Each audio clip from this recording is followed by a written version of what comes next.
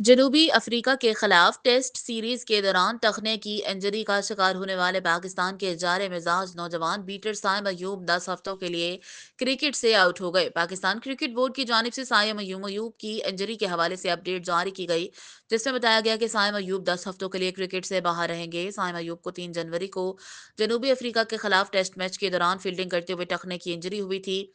Champions trophy selector Saim Ayub की जगह किस खिलाड़ी को आजमाने का सोच रहे हैं? पाकिस्तान को बड़ा धचका, साइम अयूब कई हफ्तों के लिए क्रिकेट से बाहर। साइम अयूब बैसाखियों पर चलकर स्टेडियम वापस आए, तस्वीर वायरल। पीसीबी एलामिया के मुताबिक डॉक्टर्स ने एमआरआई स्कैन, एक्सरसाइज और मेडिकल रिपोर्ट्स के बाद साइम अयूब को 10 हफ्तों तक आराम का मशवरा दे दिया। पाकिस्तान क्रिकेट बोर्ड के मुताबिक साइम अयूब पहले से बेहतर महसूस कर रहे हैं, ताहम इनकी दौरा न्यूजीलैंड के लिए सेहतयाबी इनकी फिटनेस से मशरूत होगी। इस दौरान साइम अयूब बदस्तूर अपना रिहैब इंग्लैंड में जारी रखेंगे।